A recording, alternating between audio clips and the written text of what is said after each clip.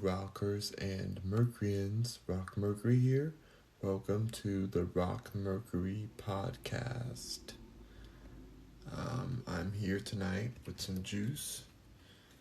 Have some fresh juice. I started drinking earlier during dinner, but this is like a fall type of drink. Well, it's like ginger and carrots and apples and all kind of good juicery. Gonna help me cleanse out after my gym time. I'm wearing a Wu-Tang shirt that I got from Goodwill. It looks really dope. I feel like it's rare. It looks like it's a rare shirt. I'm not sure if it is, but it looks rare. It's giving me rare. Yeah, it's giving me rare. I'm wearing my shirt, having a little bit of drink at a drink. And I figured I would come on here and chat with you guys about whatever comes out.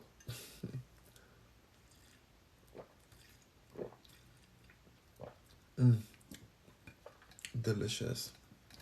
Very good. Very good to have a nice juice and a cleanse before bed and after bed. Wait, in the morning and after bed. Or before bed. Whatever. After bed you're sleeping, so you can't drink juice then. But yeah, it feels very refreshing. So today I listened to a podcast by Candace Owens about Kyrie Irving and this whole situation where he's being attempted to be publicly humiliated. And I find it extremely dark what's going on right now to him. How it's the most public situation. It's the unless you're under a rock, you probably have heard of this situation. And it's quite shocking. It's a quite shocking situation because it's like he really played the game properly. They're trying to attack him for promoting something that is publicly out there. It's a movie that's already out there, a documentary that, he has nothing to do with financially. He just found it to be interesting and basically tweeted it. And I do want to talk about Twitter while I'm here too. I have some things to say when it comes to the Twitter world. It feels as though Twitter is getting even more rules, which I thought it was supposed to be about freedom of speech. I mean, I know it's going to be turbulent at the beginning of anything that's new, a new transition, but I don't know, y'all. It's seeming a little sketchy right now.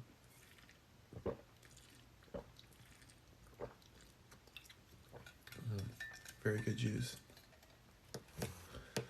So yeah, it's feeling a bit sketchy. A bit it's being watched too closely, it seems. And a lot of people got banned. A lot of accounts that were comedy accounts got banned. Some politician that Elon doesn't like got banned. There's a lot of sketchy behavior happening. And so what I noticed is that I just don't think there's going to be like a freedom of speech the same way we thought. It's not going to be a free place. I mean, even Kanye made one tweet and immediately people just flipped on him, and he got another Twitter ban for another 7 days.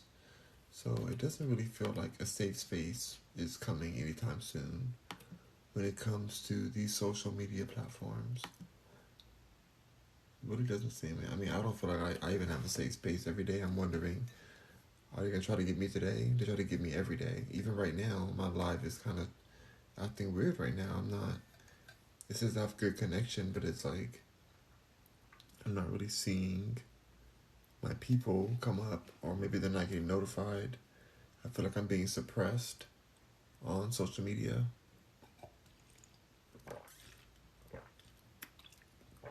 So, I don't know, I just find it very bizarre what's happening right now in the industry. But it's what it is. It's what do you do at this point? Like, these people paid to play this game of, ownership. These teams own these players, basically.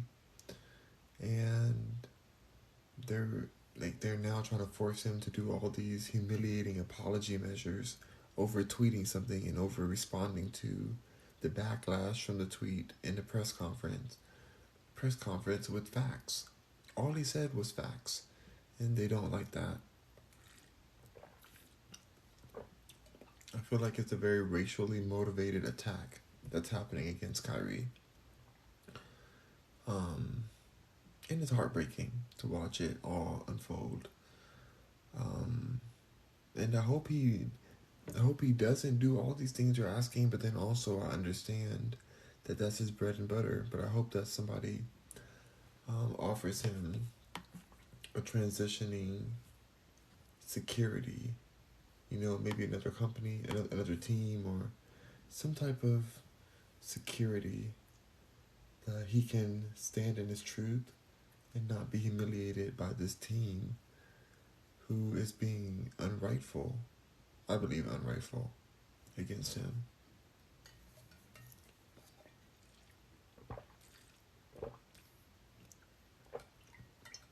So,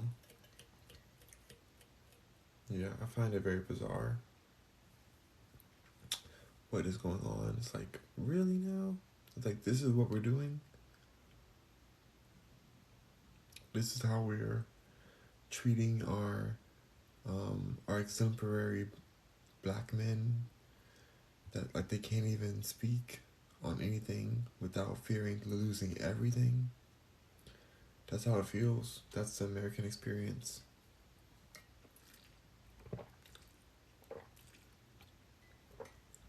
Disturbing. Very, very disturbing. But now that I finally reached my 4,000 mark here on TikTok, it seems like now I'm being, I don't know, it feels like it's some type of shadow banning process or something happening right now. Like, I don't even see my people. My people don't really seem like they're on right now. Maybe it's a glitch in the system. Maybe it'll be better tomorrow. But I see nobody. Usually I have hundreds of people on here. Right now I have 0. So it looks like a shadow banning is happening. Something like that. Who knows?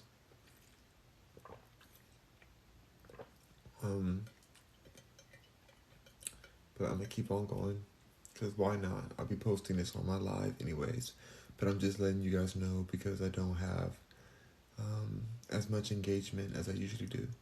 So just letting you know what's happening. It seems like whenever a black man speaks his truth, there's a huge effort to silence that truth. A huge effort. I feel like we're supposed to think the worst of ourselves based on the media.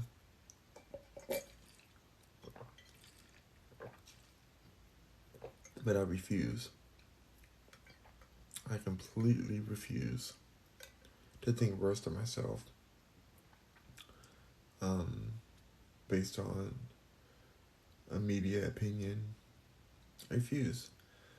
So I'm going to continue being strong, being myself. I hope that things get better for Kyrie, or that he has a way out of it, because why would he want to be a part of a team who's going to disrespect him the way that the Nets team is? Like what benefit does that have for him to be a part of a disrespectful team?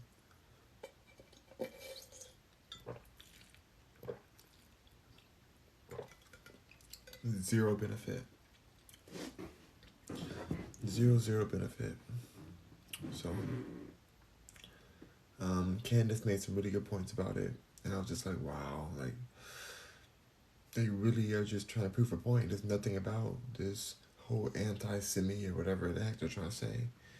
There's nothing about any of that. This is all to prove a point and to put us in our place publicly.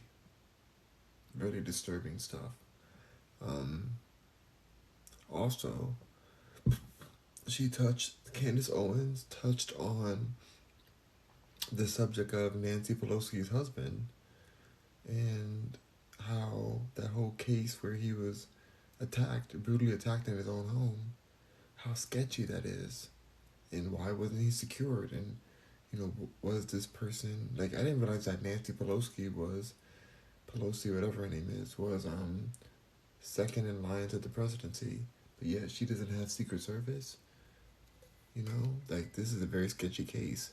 It makes it seem as if that person that broke into his house may be one of his, his little booze. Like it's a crime of passion. Because apparently they haven't pressed charges against this person who attacked him. Proof in the pudding right there. But they're trying to push the story under as much as they can now. But it got messy for it to even reach the public.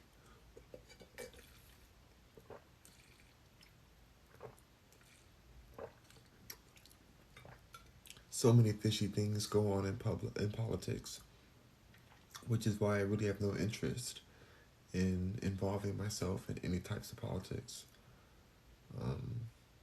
I'm just not here for it. It's just so sketchy. So much untruths, feels like that. She also touched on the topic of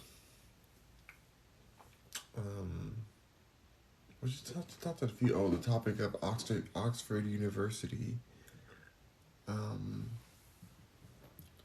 hiring Bad Baby, who is a musical artist, hiring her to speak to the Oxford class of business about her success. And that is very interesting. Because she made a lot of money on a fan site, a whole lot of money. And now they want to, have her teach that at Oxford. It's bizarre. It's very interesting, and I feel like there's something behind this. There's something about the situation. Why is a luxurious school like Oxford bringing in Bad Baby? Like what is this? What are we doing here? Just because she made $50 million off of very perverted people who watch her content? Like, that waited for her to turn 18 and just threw money at her, like, to see what they can see on that website that she's on?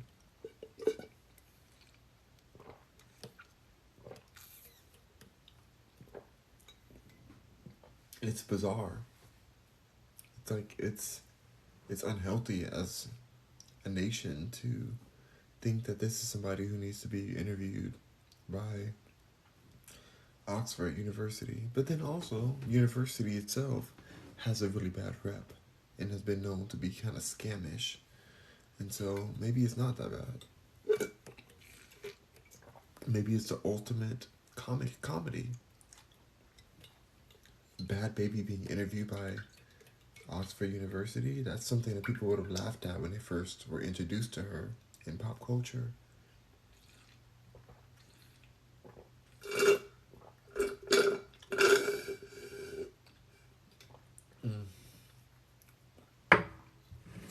It's just bizarre. One more subject I want to chat about is Damon Wayans and Megan. Not Megan Good. What's her name? There's a daughter who's changing her name It's Damon Wayans. I thought that's his name. Anyway, they're transitioning, and the mother doesn't want this transition to happen until the child's 18, and I understand that completely. But now there's like a battle between the parents, and the dad is saying that the mother doesn't want to be a part of this transitioning child's life anymore. When that's not true. There's pictures of them together recently, and that this is their mother, and it just feels really disturbing to watch the accusations of this basketball player profiting off of their kid and their story of transitioning. Like it's disturbing to see that kind of story. So I'm hoping it's not true, but it's like, ooh, it's seeming really true. So we'll see. We'll see. Um, but all right, that's about all the topics. She did also mention she's going to speak about Aaron Carter's passing away. I didn't hear that part because it's on the paywall section with Daily Wire, but I mean that's tragic as well, very tragic. So, all right, I'm gonna jump off of here. I just want to chat for a moment. It looks like my live is tripping. I don't know what's going on with the live, but thank you, thank you for visiting me. Rock on, Mercuryans. I will see you all on the next live. Thank you. Goodbye.